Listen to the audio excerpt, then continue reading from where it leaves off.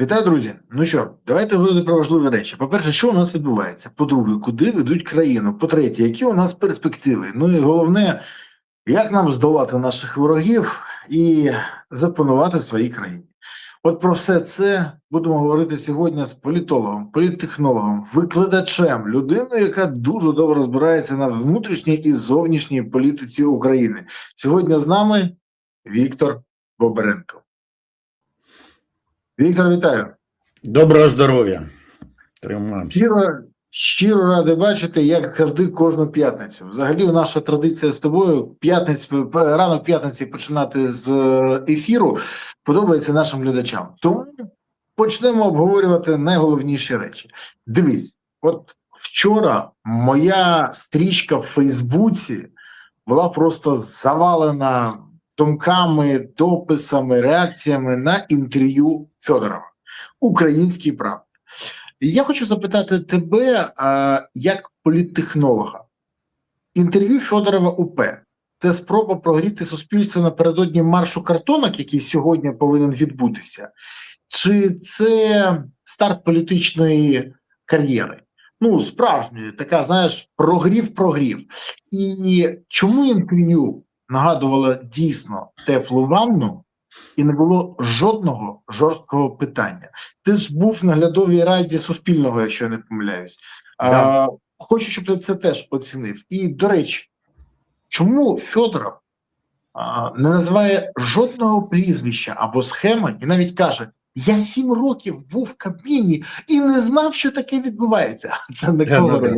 Це на кого розраховано? От, якщо можеш, поясни все це. От почнемо з кінця, да, на кого розраховано. Тобто він цим інтерв'ю десь в тому числі і визначається своєю електоральною групою. Тобто хто буде голосувати за його проєкт, за проєкт Федорова, да, хто його осідлає. Да? Чи є якась ніша, яка не бігає від лідера до лідера, да? Там, що от сьогодні там за того, там, от, особливо якщо там влада десь наступає, напирає, то от, наймасовіший протест – це підтримати того, на кого напирають. Да? От. І тому для Федорова ця інтерв'юшка в тому числі і позиціонування себе, як такого собі чудака. Знаєте, був фільм такий «17 мгновень весни», і там був такий персонаж, його грав Лановий, українець Лановий, Карл Вольф. І на противагу йому показували команду ЦРУ Аліна Даліса, і там один із команди був цей актор, як же ж його, ну, неважно. І він питає ж Ланового, там, вони обговорюють якусь кандидатуру, каже: так ведь он же ж був в СС. А Лановий такий, ну, чи Карл Вольф: а у нас всі були в СС. У нас всі були в СС, у нас всі були в слугах народу. Да? Так.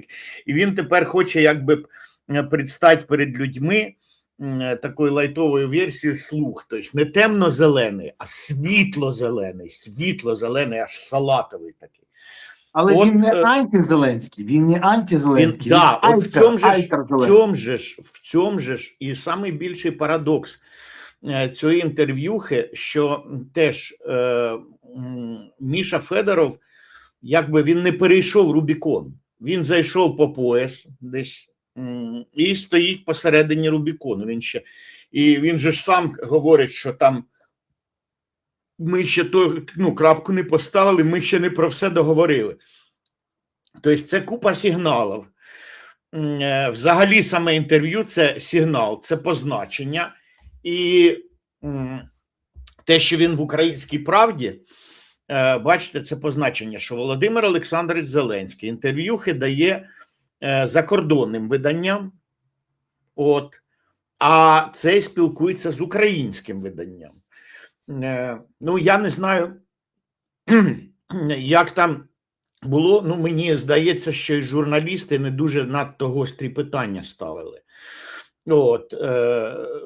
Ну, можна було б там уточнювати, там по прізвищам, коли він там, типа, давайте прізвище не будемо називати, там, типа, а чого, а давайте будемо, а я за те, щоб називати прізвище, особливо, якщо там це хтось, ти ж каже, що оточили, міністерство, сука, вороги оточили, в центрі Києва, в міністерство, в 2-3 ряда сидять вороги України, а ми не знаємо їхніх прізвищ, та якось воно не то. От, і тому треба прізвищем давати. І так, це інтерв'ю було з одного боку обозначити своїх, з іншого дати сигнал президенту, що ми ж не договорили, Вова, ми ж не договорили. От, своїм, чужим, ну і трошки наратив суспільству, тому що якби Федоров дуже класно хоче влаштуватися, щоб його команда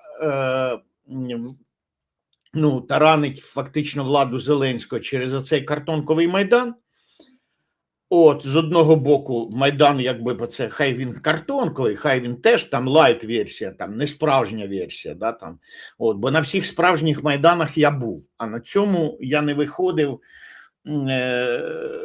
і там молодь тут виходила, от навіть в Сумах, да, а я ні, тому що там, типа, я готовий проти Зеленського, я готовий за Україну, але я не готовий за Мішу Федорова. Тим більше, коли він каже, ми ще з президентом не про все договорили. Друге, що він даремно дуже сказав, там же ж, ну, як вийшло, що він каже, мене зняв парламент. Який тебе парламент знімав? Уряд упав і під шум оцих кресел і ти злетів. Міша, злетів же ж. І ніхто там не голосував, що хтось голосував, давайте знімемо цього Федорова, міністра оборони. Не було такого. Це, ну, там, це відверта неправда. І він там, вони, то есть, і далі продовжують маніпулювати. Тобто він же ж не може, він ще не може. Він посередині річки, от Рубікон, якщо хтось знає цю історію, да, перейти Рубікон в давньому Римі означало там вв'язатись в громадянську війну, тому що Цезар там, чи Помпей, чи Лукул, чи хто б небудь, Сула, там, доходиш до цієї річки, а далі починається сама Римська Республіка. А тут це ж її колонії, де ти можеш бути, ну, консулом, да, в якихось територіях. Але в саму республіку ти можеш заїхати виключно як приватна особа, без легіонів. І тому перейти Рубікон означало все, втягтись в війну, ти вже сам себе... Прийняти остаточне рішення. Прийняти остаточне рішення. Ну, це в переносному сенсі, да, це означає жребій брошений, як той же самий Цезар казав. Жереб кинуто, я переходжу Рубікон. А Міша Федоров не хоче переходити Рубікон. Тобто, значить, він, мабуть, сподівається, що його таки кандидатуру 18 серпня чи коли там внесуть. А поки що він дійсно розігріває ситуацію. Я думаю, що зараз всі зроблять, не довіряючи один одному, всі штаби, ну, у Зеленого собі, Федоров десь собі, когось зафрахтує. Я думаю, Петро Олексійович теж йому цікаво, ну мені було би цікаво. От, і буде у нас 3-4 якихось умовно соцдослідження, і ми побачимо там дещо по чому, да? Скільки, яка там цільова група у Федорова. Але я принаймні можу вже сказати, ну, як вона позначена. От, буквально пару хвилин. Да? От є покоління молодих людей, почну здалеку. У мене старший син, коли я був помаранчевий Майдан, а він був хлопчик, йому було 8 чи 9 років. Я такий приїхав, пропахший Майданом, там герой Майдану, тому що там я тут був в Києві, якраз командиром був сумських студентів, там у мене було кілька сотень їх, курінь цілий був. От, і він плакав. Він плакав, що йому там не вдасться там теж подвиг совершити. А він хотів подвиг совершити, йому ж 8 років. От, але я кажу, і на твоє життя теж подвигів вистачить. Да? Він вже був там на Майдані Гідності там зі мною, це там ціла там детективна історія, як ми зустрілись з сином на Майдані. Але між тим, я до чого веду, що виросло покоління, у яких не було свого Майдану, а з якихось причин вони не на війні. І їм потрібно, але ж потрібно себе позиціонувати як українці. Вони себе, ну але дівчата, понятно, що не на війні, тому що дівчата, да? Ну і якась частина хлопців, комусь ще нема 25, хтось заброньований, але теж вони хочуть якби причетності до чогось великого. І тому вони виходять на цей Майдан. Умовно, але це дуже часто люди, які в 2019-му, хай було 20, да, 18-20 років. Це який рік народження? Це значить рік народження 1999-2000. От вони вперше в житті голосували за Зеленського, а потім за партію «Слуги народу». І от зараз їх Міша забрав. Він їх вивів з-під носа Зеленського. Це тому, що вони хочуть повірити в міф про Федорова. А міф про Федорова, що, дивіться, там можуть класно говорити, сам по собі симпатичний, молодий, що ж, 40 нема там ще, такі до дівчат б'ять. От, ще, крім того, в міфі, який створювала сама команда Федорова, і підігрували йому весь офіс президента, що він умнічка, що він от самий розумніший. Там от у Зеленського було 5-6 ефективних менеджерів, от десь 5 розбіглися, там хтось Міндічі, Шміндічі, Єрмаки, десь все. І остався тільки один Міша Федоров. Ну, от, воно недовго дійсно відповідать, ну, на фоні загального рівня слуг народу, там ку-ку, сиді, я сам відкрою, ну, взагалі там вони ж нульові, ну, там в більшості своїй, да, то виглядати розумним і правда не важко. Не важко бути розумним в середовищі, ну це теж як ото, я пам'ятаю, був совєтський Єралаш, коли там якийсь шестикласник зайшов в перший клас і все розказує, все знає, там 2+3 він знає, там він кращий учень, бо він попав не в свій клас, це він в 6 класі двоєчник, а в першому він відмінник. Це такий Міша Федоров тут по-любому там, то есть ти приходиш в команду «Слуг народу», ти самий умний, якщо у тебе клепка є. То що рівень інших ніже плінтуса. І от Міша, який, ну, мабуть, же і мав раніше якісь амбіції, да, все-таки ж він хотів, він був в Мінцифри, він в Мінцифри себе не заходив, а тут теж можна показати, що от він причетний до подвигу. Він там подвигів на війні не робить, але там він главний по тилу, да, він логіст і лобіст Збройних сил України. От, і от вони або науковими методами нащупали, або там методом тика вони нащупали оцю електоральну групу. Умовно, молодь, яка хоче системних змін, для них показали противагу, що от ламповий Сирський, да, вони ж так і кажуть, ламповий, як ламповий телевізор. Зараз же ж молодь навіть не знає, які вони лампові телевізори бувають. А я то пам'ятаю, у мене там ще колись був, коли я був діткою, навіть пульта не було, треба було приходити і переключати вживу канали. Да, їх, правда, було всього 2, потім 3. Ну, але тим не менше. І от Сирський, типа ламповий телевізор, знову ж, це міф, який створили, що от передовий цифровий Федоров, який там от вміє по-іншому приймати рішення, він вміє делегувати повноваження, а Сирський типа в усе вмішується, типа Сирський, ну от Сирський там старого зразка якогось, да, а Міша молодець. От, ну це як там, типа, молода перспективна географічка, наприклад, і трудовик, який там, типа, на подбухі, да, там, от, серіала «Слуга народу», звідки там, де Зеленський був вчителем історії. Так от приблизно для молоді якраз Федоров є уособленням їхньої, там, скажімо, мрії про владу, таку, яку вони бачать владу, що от SEO, там, типу, якийсь вищий менеджмент, який розуміється на словах там візія, місія, стратегія, мутегія, там, ну, типа, де Сирський, де стратегія, а типа, а Міша, блін, класно в цьому шарить. От, і тому оці молоді люди, тобто, що зробив Федоров? Він откусив трошки у Залужного, трошки там у всіх пооткусував, але найбільше він откусив у Зеленського. Він откусив тих, хто за нього голосував в 2019 році. І якщо ви зараз глянете, що, наприклад, який там всього рейтинг, електоральний рейтинг, не рейтинг довіри, я ж повторюю, що рейтингам довіри вірити не можна, то туфта.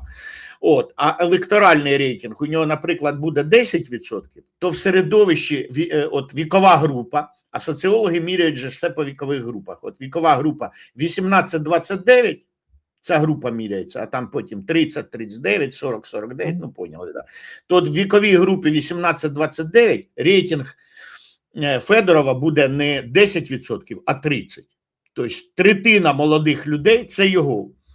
Це збігається десь, не повністю, там прям луза в лузу, да, але збігається взагалі, є електоральна група ліберальна, да, які голосували за «Самопоміч», зараз за «Голос» голосували, от вони там, то, що це був фронтменом, був Вакарчук, там, голосували там люди з ліберальними поглядами, з ліберальними установами, да, от, можливо, там, це, в цій категорії більше молоді, тому що я все-таки вже дядько, і я десь по економіці я теж притримуюсь ліберальних якихось поглядів, але десь в соціалці, там, типа в культурі, в освіті я все-таки більше консерватор. Да? Ну і там по деяким питанням, по яким там, зрозуміло.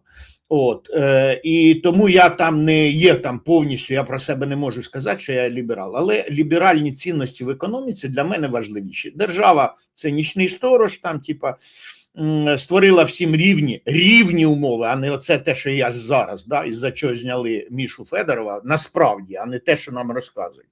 Насправді його із-за бабок зняли, тому що там тісно стало всім, всі хочуть заробити. Міша прийшов зі своїми, там, і так далі. Так от, Михайло Федоров перегрузив на себе частину молоді.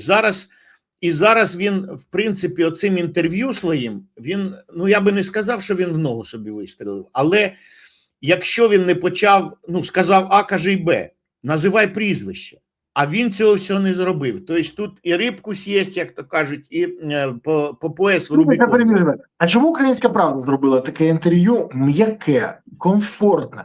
Я побачив, як це дуже було влучно сказано, його наче єлієм обмазали. Це було така тепла ванна, що можна було навіть кайфанути. Чому вони погодились на це? Один раз тільки вони задали прямо питання, там, типа, що чи можна прізвище, він сказав ні. Тобто, кілька намагань було. Але так, я погоджуюсь, версія була. Да. Але йому не поставили запитання. Ви служили 7 років президентом, чому ви не служили державі? Ви підписали санкції по громадянину України, знаючи, що це як член РНБО, що це... От він же ж підписував проти Берези, підписував. Да. Поясни чому. Чому. Порошенку теж ж підписував. Да, підписував. Далі, дивись, йому не ставлять запитання. Ви що не знали про корупцію, яка відбувається? Ви не бачите, ви кажете зараз, коли ви щирий, та там величезна кількість питань. По Олтелам запитання, на яких 600 мільйонів гривень вкрали, то там величезна кількість. Жодного питання жорсткого не було. То в мене запитання. «Українська правда» для себе обрала фаворита? Чи це улюблена історія журналістів, які створюють такі комфортні умови для деяких людей, які йдуть в політику, що, скажімо так, сподіваються на потім підтримку? Що це було? Бо для «Української правди» завжди там жорстка позиція. Я уявляю, якщо б вони так ставили запитання Міндічу. От мені просто було б цікаво подивитися. Це було? Я не знаю, чесно кажучи, їхні мотивації. Дійсно, треба визнати, що інтерв'ю було так дуже лояльним до самого Федорова. А яка тут мотивація? Я чув там, типа, банальне, що там зайшли, занесли там, типа, і все, вони там сказали, оце задавайте, це не задавайте. І я там теж, типа, це було, занадто там. Мені здається, що вони обрали собі фаворита. От вони собі обрали фаворита і вирішили його підтримувати. Це історія, як коли, пам'ятаєш, Лещенка не чіпала. «Українська правда» Лещенка, Сережу не чіпала. Мовчала, хоч це відбувалося. І тому, що він свій. І от тут історія свій-чужий мені нагадує принцип Америки. Пам'ятаєш? Так, він покидьок, але він наш покидьок. Наш сукин син, да. Так, Да. І можливо. І хоча вони тоді неправильно по фаворита вибрали, тому що зараз його рейтинг вийде на якесь плато і закріпиться на рівні тих же ж, потім трошки здується. Воно у всіх здувається, і у Залужного трошки. Чому? Тому що багато людей, які шукають лідерські проекти, вони перебігають від одного до другого. І знову ж там, ще по якимсь переконанням. Тобто ви ж вибираєте якийсь товар, крім того, що ціна і якість, ви вибираєте ще за якимись там критеріями. Або так само дівчата вибирають собі сужених. Да? Там, я завжди студентам розповідаю на пальцях або на тренінгах. Я от зараз по області їздив з тренінгами, з деяких громад об'їздив тут, побачив. То я от пояснюю дуже просто. От як є в пісні, да, є пісня 90-х, а я люблю воєнних, красивих, здоровенних. Ось все, 3 критерії визначились, за якими дівчина вибирає собі жениха. Але все-таки хочеться уточнити. Так, воєнних чи здоровенних? Бо є воєнні, які не здоровенні насправді. Середнього росту, середньо 170 рост, і нездоровенний, 70 вага. Так все-таки уточни, що на першому місці? Воєнний чи здоровенний? Чи красивий, щоб був, чи, можливо, ще якийсь, да, або щоб не пив, не курив і цвіти всегда дарив, і тещу мами, а можна тещу мами не буде називати, а все остальне підходить, так, тоді підходить, чи ні, чи вже все, бракуємо. І от по якимсь критеріям, так от, чуть, у нас ж гупнуло так, що аж шибки в мене затряслись. Да, так, про що я, що в такій ситуації люди для себе визначають якісь критерії, що от перший критерій, другий, третій і так далі. І тому дуже багато хто перебігає, хто шукає тільки лідерський проект, а тут мало того, що побачили хорошого лідера. Повторюсь іще раз, якщо хтось вірить, що Михайло Федоров відповідає дорівнює тому міфу про Михайла Федорова, то ви нічого в житті ще не знаєте. Це бульбашка, це міф. Михайло Федоров – успішний менеджер і поки що єдиний в команді Зеленського, і Зеленський хоче його прибрати, дурачок. І тому давайте за Мішу виходить, тому що нам потрібен такий міністр оборони. Це все міф. Але і тут кілька критерій для тих, хто вибирає. Да, ви думаєте, що він нам найпрофесійніший в команді. Чи ви думаєте, а ви не включали критерій порядність? Да? Чому Михайло Федоров не сказав нічого, якщо він такий він і тут в інтерв'ю нічого не сказав, він навіть сказав, давайте без прізвищ. Давайте без прізвищ, я все знаю. Але він хоча б мог додати, я здав їх НАБУ як пусту тару, всіх здав, всіх на список, ні, не здав. Всіх, як у Буданова є список ананасів, да, пам'ятаєте, так? І Міша мог сказати, всі у мене отут записані, я кожному настучав. Я зараз не можу казати, можливо, навіть в інтересах слідства, але повірте мені, що знову ж, він міг сказати, що без попутав, що ви думаєте, що я розумний, ви помиляєтесь. Чому? Тому що я наскільки наївний, що кругом мене ходила мафія, Міндічі, Шміндічі, Єрмаки, а я навіть не помічав, бо я ж чесний, я працював на країну і не помічав. Значить, я просто-напросто десь щось, я або брешу зараз вам, да, або я не сильно розумний. Бо не помічать очевидно. Чого він не сказав, хто гадство Вова з династії? Може ж він знає, або сказав би, хто такий Вова з династії, поняття не маю, але проклинаю Єрмака, Чернишова, хто Міндіча, да, і Вову заодно, хто б він не був. Ми не знаємо, звісно, хто цей Вова, тому що красти України гроші під час війни – це великий гріх. І він нам розказує, він показує свою лайт-версію, але він був, знову починаючи з того, про Карла Вольфа. У нас всі були в СС. У нас всі були в слугах і трошечки, значить, крали. І тому не треба. А мене ще питають, Віть, а чого ти не виходив? Там молодь, студенти, ти ж їх учив, вони повиходили. Я не готов замішувати, не готов, чесно. Я можу сказати, ти сказав, що міф, щоб закінчити цю тему, це геніальний міф. Тому що, дивись, Він навіть каже: я в той день, коли мене зняли, повинен був підписати закон про мобілізацію, щоб... Який закон? Закони приймає Верховна Рада, це перше. Постанову ти хочеш підписати. А чому ти її не підписав? Хто тобі заважав в той день підписати? Зранку прийти і підписати. Да. Оце, це, знаєш, театр для не дуже досвідченого глядача. Це перше. Друге, він 1 липня обіцяв презентувати цю концепцію реформи ТЦК. Не презентував. Він коли сказав, от це така маячня, все, буде 50% штурмовиків. Ну всі хочуть цього. Хочуть, але всі Що знають, значить цього не буде. 50% штурмовиків? Він сказав, в штурмових військах повинні бути 50% іноземців. 50% А, іноземців. да. І це Ну так ми не проти. Ми не проти. Да, Може, а для що того не так? підняли Так ми зарплату. за. Вони Ми ж, за. вони ж цим операторам дронів не підняли там на 3 копійки, а штурмовикам там на дуже дофіга, там до 400 І ще раз, гроші це чомусь не прийшли. І хлопці от кажуть, що обіцянка – це цянка. Але знаєш, щоб поставити крапку, я скажу тільки одне. Людина, яка починає видавати себе за антикорупціонера і не називає жодного прізвища, людина, яка каже, я не з влади, але боїться назвати, хто його дійсно не подав, а то Зеленський, людина, яка забула про всі свої мерзотні вчинки, які він робив, і мовчить про все, що має до нього відношення, але має негативний знак, мінус. Ну, мені здається, ти правий. Всі в них були в СС. Всі. Але можна хлопчика вивести з команди слуг, але слугу з хлопчика вивести неможливо. Залишається таким, як є. Він і помиляється. Він дуже зараз, тобто йому треба було б радикалізуватися, а зеленим він треба було... боїться. Ну куди він куди? Він хоче повернутися під крило до свого батька. А батька для нього хто? Зеленський. Ти ж бачиш, він каже, останнього фінального розмови фінальної ще не було. Да, не було Ми ще, поговоримо ще. Двері ще не закриті.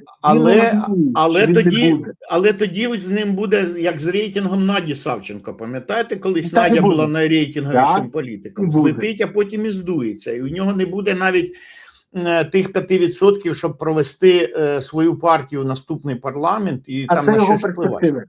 Це його перспективи. Більше того, я точно знаю, що Зеленський його не поверне, там буде красива штука фінтушами, але потім Зеленський, як будь-який нарцис, який любить мститися за образу, яку він відчув, почне мстити Міші за те, що той вбив частину його рейтингу. Бо зараз буде оприлюднений рейтинг. Пам'ятаєш, десь 2 тижні тому Зеленський був на 4-му місці. Вже не на 4-му, нижче. І тому Федорову Зеленський це не пробачить.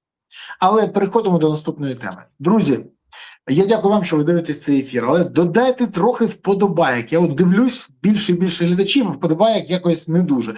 Додайте, ви ж дивитесь, вам же цікаво, а каналу це підтримка. І я дякую вам, що ви підтримуєте канал. Також підпишіться на канал, поставте цю вподобайку, поширте відео і напишіть в коментарях, що ви думаєте з цього приводу. А ще, звідки ви дивитесь цей ефір, куди закинула вас доля, де ви чекаєте або наближаєте перемогу. Пишіть, це важливо. От я бачу з нами вже Куренівка, вітання з Варшави Дубна, Дворічна Житомир, Миколаїв, Черкаси, Суми вітають. Вітання з Києва і Запоріжжя, вітання з Києва, вітання з Києва, Свеса, Сумщина, вітання з Хмельницького, Вовкулаки з Хмельницького, Рівне, Тернопіль. Я бачу, що у нас сьогодні дуже активна публіка, це дуже суперово. Вітання з Іспанії, слава Україні, героям слава. Вітання з німецького міста Кенігсберг. Це дуже цікаво. Вітання з Ранкова Одеса, Чернігів вітає, Вінниччина, Київ, Кривий Ріг, Дніпро, Ерфурт. Так, Чернігів знову, Троє вітає незламних, Вінниця вітає. Київ, пишіть, звідки ви дивитесь цей ефір. Це важливо, я щиро дякую вам. А ми переходимо до наступної теми, бо вона не менш важлива. На цьому тижні Дональд Трамп зустрівся з лідерами двох країн, залученими у війні, жодна з яких не має очевидного завершення. Мова про Україну і Ізраїль. Обидва конфлікти дедалі більше наближають світ такого до масштабного глобального протистояння. Всі експерти кажуть, що якщо все ж таки Іран включиться по Україні, а Ізраїль включиться в глобальній війні, яка може бути через Туреччину, це може призвести до масштабного всесвітнього протистояння. І такий розвиток подій цілком можливий, але ніяк не неминучий, вважає, наприклад, оглядач Марк Чемпіон. При цьому, за оцінкою британського військового аналітика Лоуренса Фрідмана, який є одним з провідних в світі сьогодні, Путін опинився зараз у глухому куті.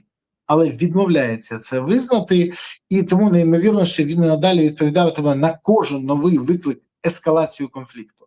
Коли він не знає, що робити, він збільшує удари по цивільній інфраструктурі України і по цивільному населенню. При цьому відбувається цікавий момент. Одночасно з цим спочатку прес-алкаше російського МЗС Машка Захарова каже, що Росія готова до перемовин.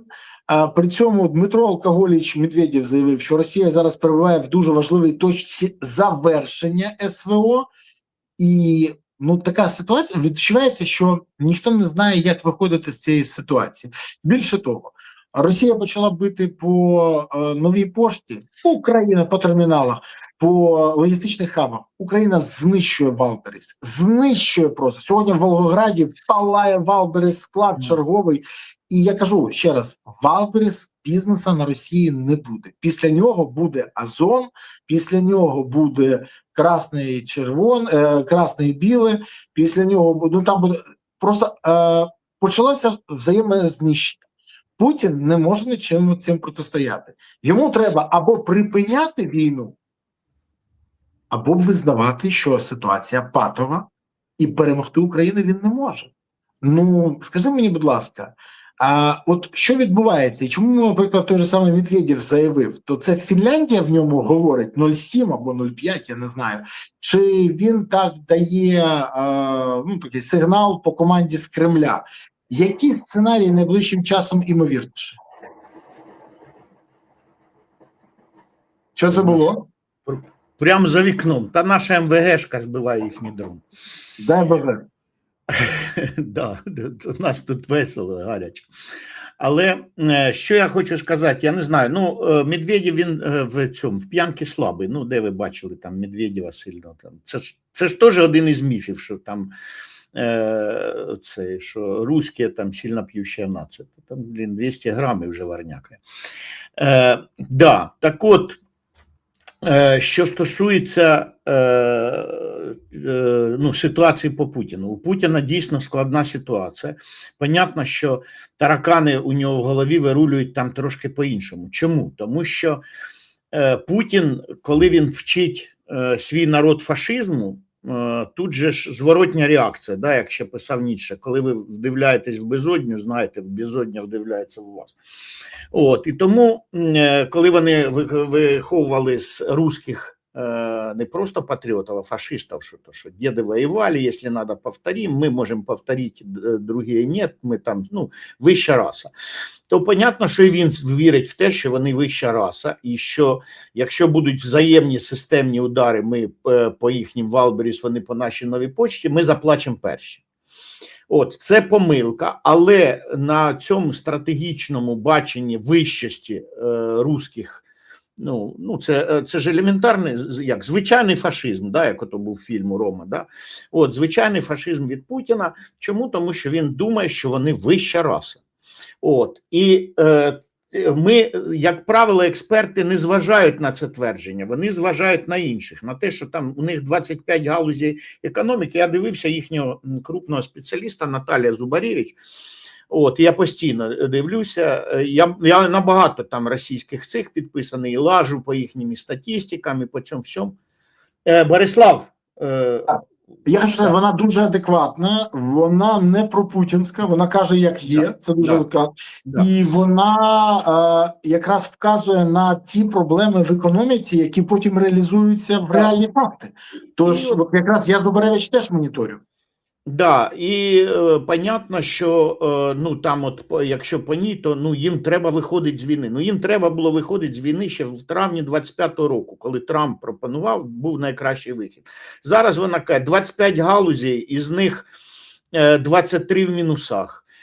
У них по суб'єктам федерації уже більша половина з дефіцитом бюджету по року. Ну, тобто вони досягли того дефіциту бюджету. Там їм там спрощують, прощають борги. Ну, крім Москви, Пітера, що там, Ростов і Санкт-Петербург, все решта лежить, особливо там Кемерово, все, місцеві бюджети лежать. І ну, на Росії все. Китай вони попросили 50 мільярдів доларів, але попросили в юанями китайці не дали. Китайці, як продають їм, продають, ніхто їм не дає там ну, запчастини до дронів, так само і нам.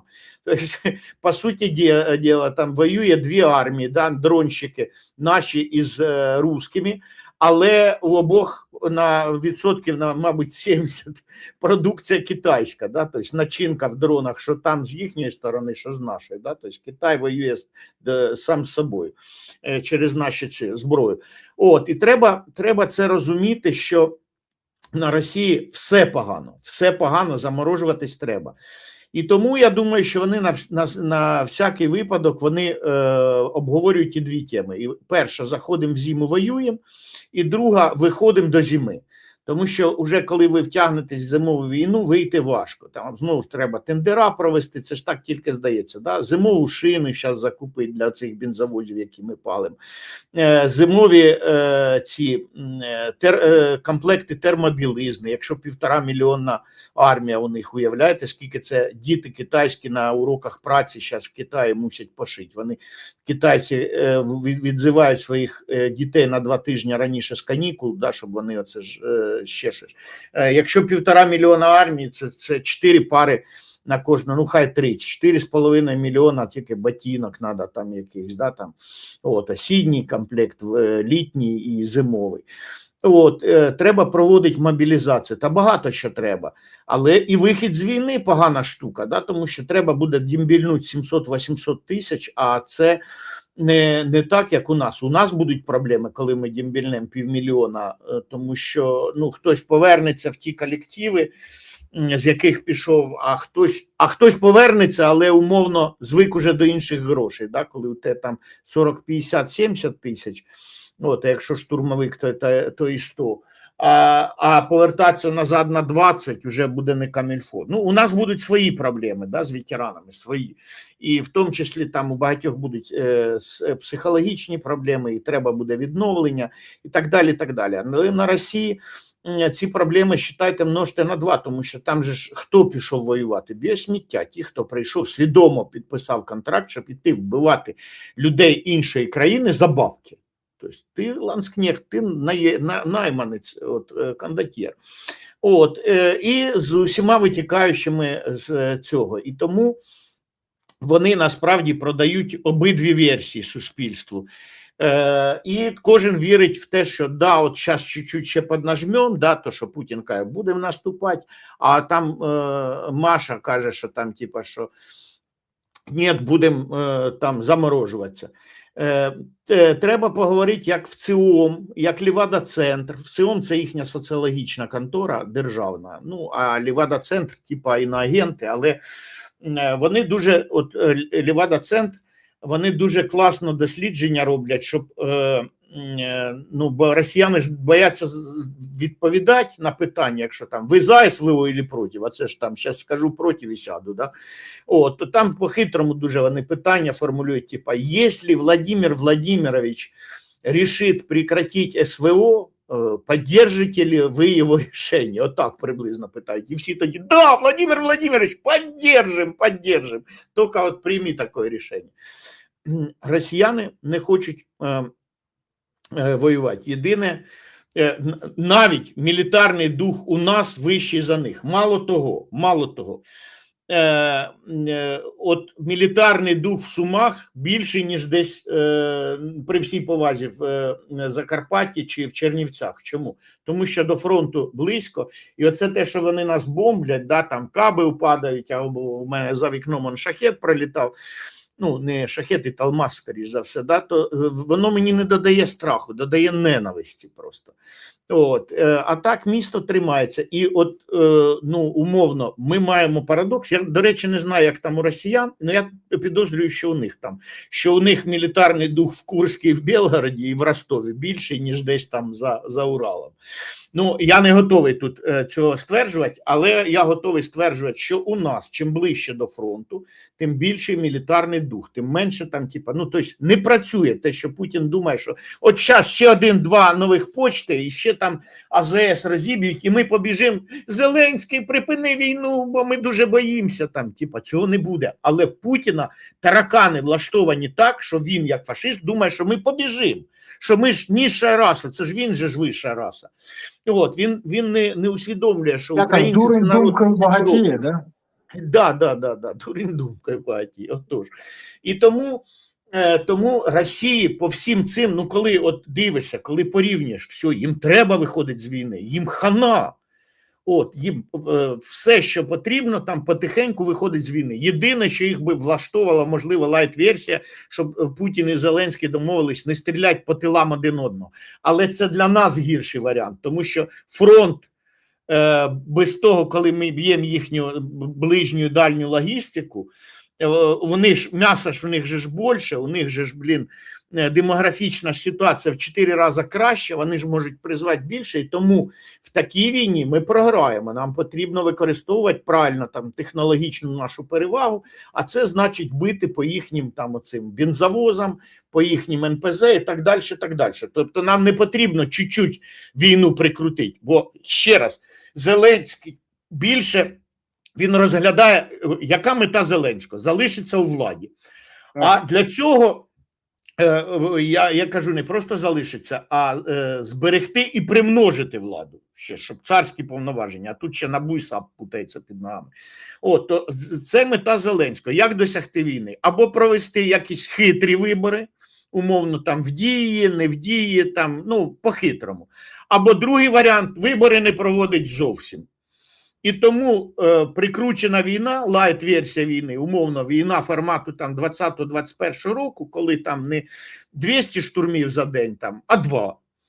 Коли там ми завалили не 1500 росіян, а 2-3. Ну і самі втратили, там, наприклад, там нікого не втратили сьогодні, да, там, чи ще що. От така війна, маленька війна, але можна ж військовий стан не відміняти. От про що мріє Зеленський. На таку війну він погоджується ще 10 років, але ж так не буває. Союзники нас так довго не зможуть підтримувати, там по 30 мільярдів на озброєння давати. І Путін так довго не витримає. Тобто Путіну треба виходити з війни. І от я думаю, що зараз на Росії приймається якраз рішення, чи заходить в зимову війну. Ну, тому що якщо їм виходить з війни, перший крок вони мусять зробити до виборів до своїх, обнадьожить. Сказати, от у них 18 вересня вибори, тобто умовно там 1 вересня почати говорити про те, що все, сворачуємося, я несу вам мир, да, там, Єдина Росія несет мир, голосуйте за Єдину Росію. Треба. Або зразу тоді після виборів, якщо вони все-таки виходять з ідеї воювати, заходить в зиму, то після виборів зразу оголошувати якусь там 21-22 вересня, якусь там часткову мобілізацію, ну, не 500 000, можливо, це перебільшення, але 200-300 тисяч. Вони в 22-му році 300 тисяч з чимсь призвали. До речі, хочу сказати, що вони відпрацювали в Пензі бусифікацію, відтестували, і вона їх задовільняє. Там щось під 20 тисяч вони змогли в Пензі, Пензенській області мобілізувати, так звана прихована мобілізація через бусики. І я думаю, що буде, скоріш, не загально оголошена, а почнеться бусифікація. Ну, так у них уже ж зараз через кримінал, да, там, типа, що під'їхала поліція, підкинула комусь наркоту, тут же взяли, тут же сказали або на СВО, або десяточку, правильно? І таким нехитрим способом. Да. Єдине, що треба тут додати, що не треба сподіватися, просто чекати, що сподіватися, що Путін захоче вийти. Треба бити зранку до ночі по Росії, Да. треба готуватися до можливої мобілізації на Росії, і треба тиснути на фронті. Бо якщо всього цього не робити, то Путін просто думати буде: о, вони вже послабшили, треба тиснути йому. А нам треба навпаки. А він же сказав, він з моряками, коли зустрічався, він сказав, Що вони ми там будемо всі робити? пересорились, вони там всі пересорились. Тобто Да. наша урядова криза, це те, що Зеленський сам собі вистрілив в ногу, це їм, ну, скажімо так, це їх збадряє. Да? Я би сказав навіть, що Зеленський подарував Путіну, ну, не то, що там, ну, сподівання, що все-таки вони можуть за зиму нас додушити. І вони можуть прийняти це рішення воювати до березня, умовно. Але дивись, все це зрозуміло, але і нам треба все ж таки виправляти свої проблеми. Бо, наприклад, вчора тексти, до речі, перед тим, як я скажу, друзі, напишіть в коментарях, що ви думаєте взагалі по перспективах, і напишіть, будь ласка, звідки ви дивитесь, це важливо. Географію наших глядачів я завжди дивлюся, озвучую і вивчаю. До речі, Троє вітає, це супер. Пишіть в коментарях, це важливо. Підписуйтесь, ставте вподобайки. І, до речі, підписуйтесь на канал Віктора Бобренка, скаже, як зав'яже, бо він дійсно каже так, що аж потім вуха зав'язуються у декого. Але це проблема тих, хто не може витримати критики. Так от, тексти виклали розслідування. Виклали розслідування та аудіо, на якому людина з голосом, ідентичним голосу командира 225-го окремого штурмового полку, майора Олега Ширяєва, дає вказівку підлеглим вести вогонь по українських військовослужбовців, які відступають з позиції без наказу. Він, правда, потім почав пояснювати, що це інше, я мов стріляти по тих, хто в формі, бо це можуть бути росіяни, вони переодягаються.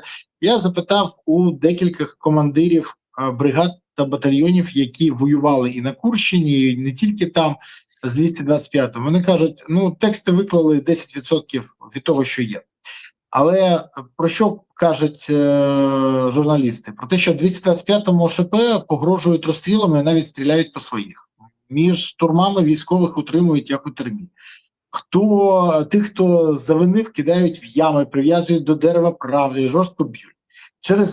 Я вважаю особисто, що через оприлюднену інформацію повинно бути проведено повноцінне розслідування. Повноцінне. У разі, якщо інформація підтвердиться, то сісти мають командир, який давав накази, виконавці і тодішній головком ЗСУ Сирський, який не міг не знати, що відбувається в цьому підрозділі. Більше того, всі знають, що ці ОШП – це особиста гвардія Сирського. Він їм навіть на кокарду дав Барса свого позивний. Хотів себе залишити в історії. Якщо інформація не підтверджується, сісти повинен журналіст, як той, хто дискредитує. Тобто потрібно, щоб це було розслідування. Але скажи мені, будь ласка, який сценарій варто дійсно чекати, і як ми потрапили в таку ситуацію, що у нас там загрядотряди з'явилися? Ми ж б'ємо, щоб не стати рашкою. Я розумію, мені кажуть, 225-й полк робить такі речі, коли їх кидають, коли в найжорсткіші ситуації, і вони виконують завдання. Але питання, засоби оправдують ціль чи як? Як ми потрапили в цю ситуацію? І які будуть наступні дії? Буде розслідування чи будуть заминати? Я думаю, що військові як каста будуть заминати це, не знаю. Хоча Драпатий, можливо, і прийме інше рішення виносити це в публічну площину, але взагалі військові, як все-таки якась корпорація своя, да, вони намагатимуться про це не говорити. Тут ми мусимо пояснити людям, що ми ж все-таки війна, і на війні чоловічі команди, вони звіріють. Я про себе дуже такої думки, я би сказав, ну, про це думаю, що я десь, можливо, з закосом в інтелігентність, да? Ну, принаймні, я не б'ю жінок, дітей не б'ю там, ну, ніколи в житті. От, і все таке. Але я пам'ятаю себе в таких ситуаціях, коли в військовому колективі ти звірієш. От, і я кілька можу згадати таких ситуацій, про які, ну, скажімо так, дітям не хотів би розказувати своїм. Да? Або якщо розказувати, як стануть дорослими, як почнуть розуміти. І тому я хочу зробити цю скидку на те, що ну, будь-який військовий колектив, замкнутий колектив, він рано чи пізно, там є дві паралельні функції. З одного боку, це бойове братство, коли нам вижити з тобою легше, чому спина до спини, відстріляємося, так же ж?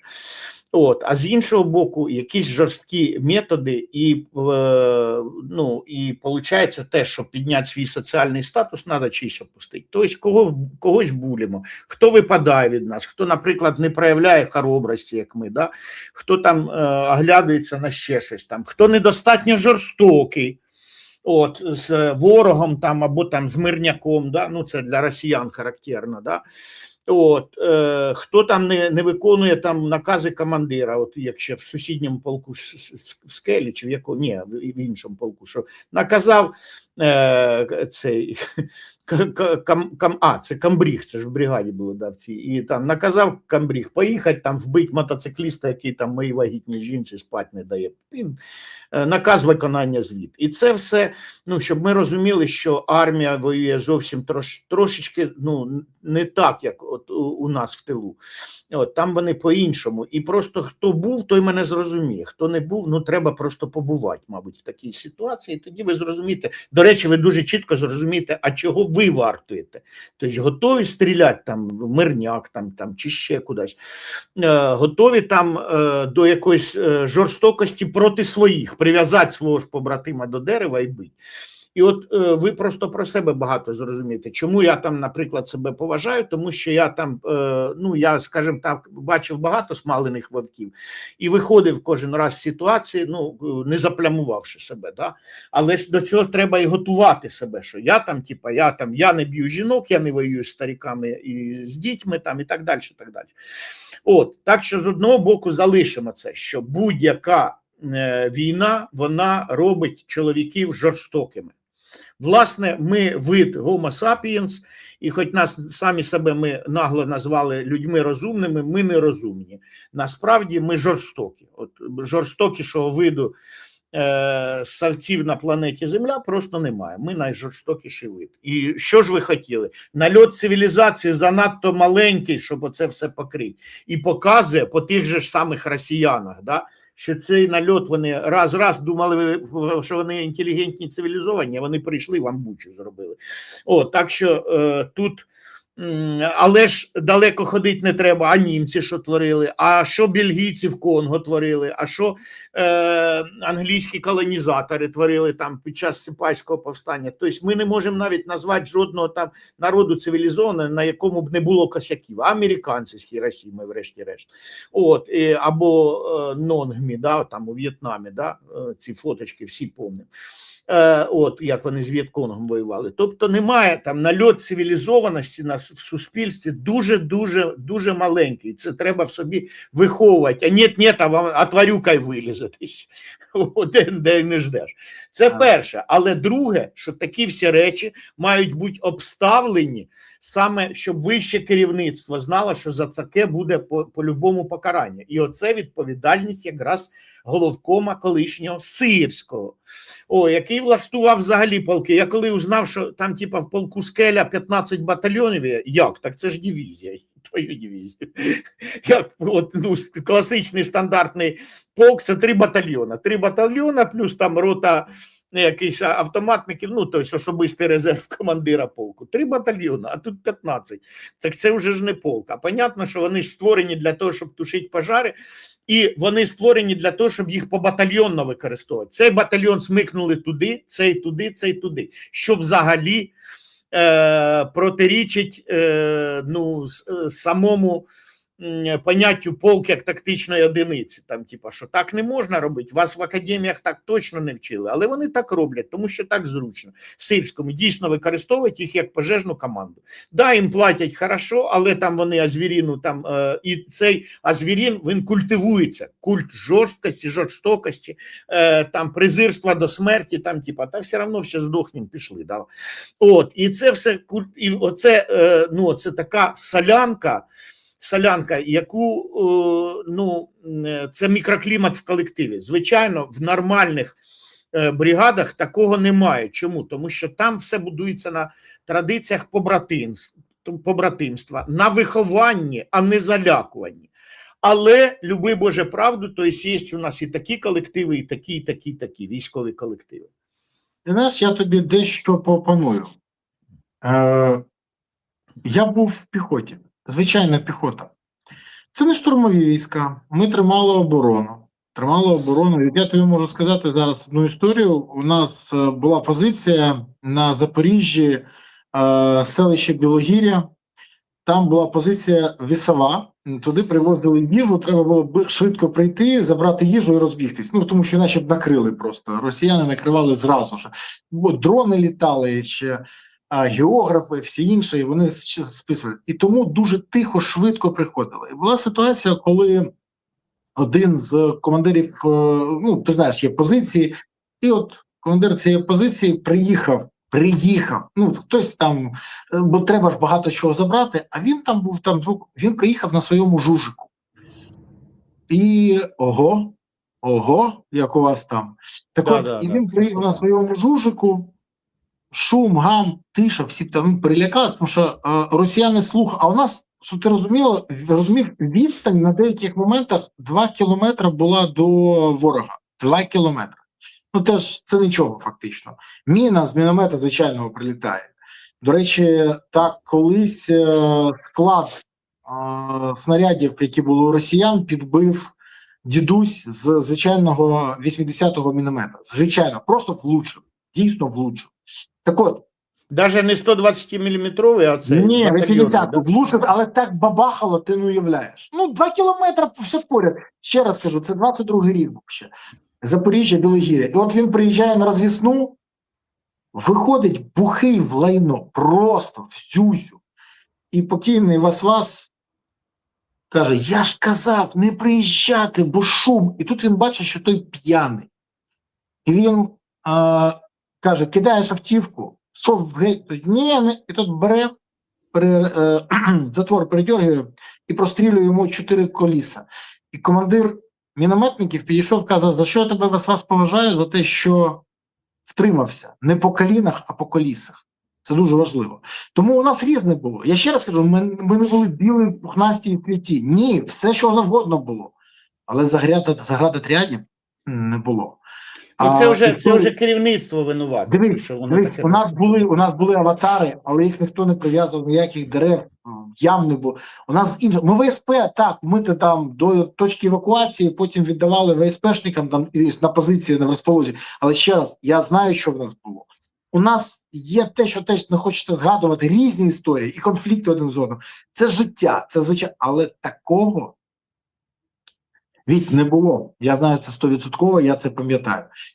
Є історії, як кажуть, є що згадати, не можна що розповісти. Тому я кажу, тут повинно бути розслідування. І ми не росіяни, ми не повинні шукати собі виправдовування, ми не повинні шукати собі пояснення, що а от інакше не можна було. Якщо інакше не можна було, значить ми перетворилися на них. Це той самий випадок, коли лицар в сіяючих обладунках трансформувався в дракона. Ми не можемо стати драконом, бо у нас вже один копіює Лукашенка і Путіна, бореться з опозицією, бореться з свободою слова, накладає санкції на громадян України, мовчить про корупцію в своєму оточенні, а потім пояснює, так війна, не можна, не можна критикувати, не можна казати. Тому, знаєш, треба розбирати. Я вважаю, повинно бути розслідування. І я дуже хотів би побачити, щоб до цього розслідування були причетні військові, в яких є авторитет, і які будуть казати все, як є. Такі, до речі, доволі багато є, і серед командирів, і серед сержантів, є кому головне, щоб це не намагалися просто зам'яти. Оце найстрашніше. Але дивись, у нас і в цивільному відбувається якийсь треш тотальний. НАЗК за перше півріччя 2026 року завершило 415 повних перевірок декларацій, відібраних за ризик-орієнтованим підходом. 415. Порушення виявили в 412. Ти розумієш? З 415. А тепер найголовніше. Загальна сума порушень більше на 1,9 мільярди гривень. Майже 2 мільярди гривень після трохи більше перевірених 400 декларацій. А перевірити загалом треба декілька сот тисяч. Скажи, будь ласка, я розумію, звісно, що якщо повернуть все вкрадене, то тоді не Україна буде брати кредити у всіх, а сама ми може будемо роздавати. Да. Так. Але скажи, будь ласка, чи можна казати зараз, що корупція стала головним мотиватором сучасної України, країни мрій Зеленського, для того, щоб піти у владу? Бо така, 99% показали порушення. Це очевидно, що риба гниє з голови, і якщо у них такі мотивації, вони ж не можуть зупинитися. Кейс того ж самого Федорова, да? Федоров приходить, приводить свої фірми, посуває ті йдуть жалітися Зеленському, і справжня причина, що чому зняли Федорова, не поділили гроші, не поділили замовлення, а на підході ще ж більші замовлення. Тут я то сподіваюся, що європейці будуть перевіряти все перед тим, як проплачувати. Але між тим же хтось же теж думає вже, що ого, цвітет медвяний вереск, а меда ми не п'ємо. І тому це самомотивація. І навіть втягують, я так думаю, що тих, хто ішов навіть не за тим у владу, да, але потім, тому що влада видавлює тих, хто живе не по цим поняттям. Там, украв, випив в тюрму, да, це там їхнє поняття. Умовно, це зараз жарт.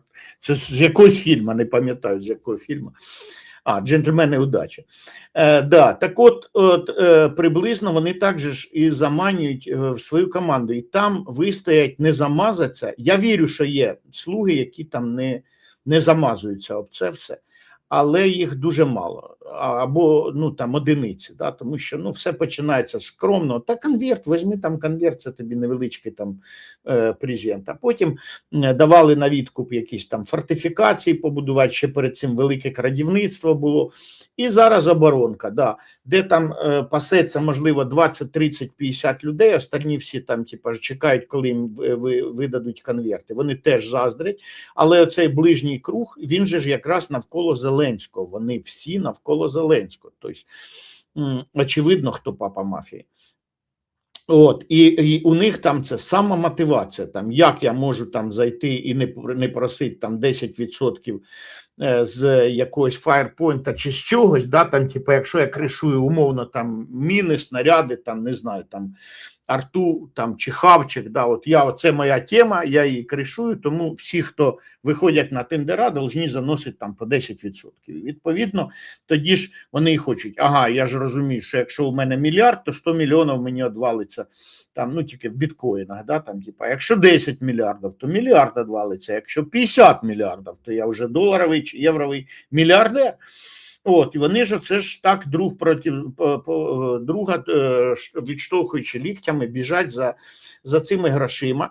І вони так, мало того, я чув там, що він каже, так ми ж по-божески, десятину.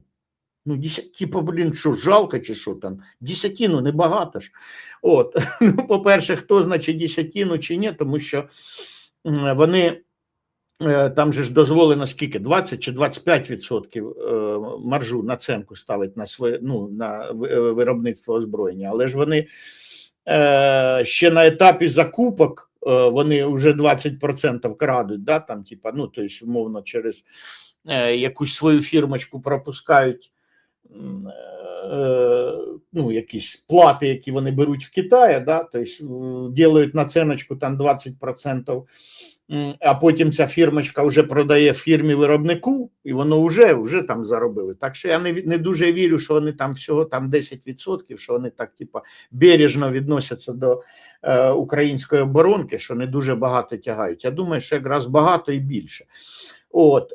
Але факт є фактом, що всі, хто попадає в те середовище, воно само середовище виховує, стримує, ну, якщо хочете, розвращає. Да, там, тобто, якщо у регіонів був принцип «без лоха і жизнь плоха», то якщо ти лохов не дуриш, то ти сам лох. Так і тут, якщо у тебе немає там, який же ж ти там, типа, що ти там пальці розсовуєш, якщо ти не кришуєш ніякий бізнес і з цього не маєш, то хто ти такий? Ти в нашій пісочниці взагалі ніхто. І тут питань тільки, як вони збираються легалізовувати ці всі гроші, тому що заробили хлопці грошей так, що на 2 житті хватить. Але ж треба ж їх потім легалізувати буде, з цим будуть складнощі, я думаю, у них у всіх. Знаєш, я декілька днів тому говорив з командиром одного з найвідоміших підрозділів дронів.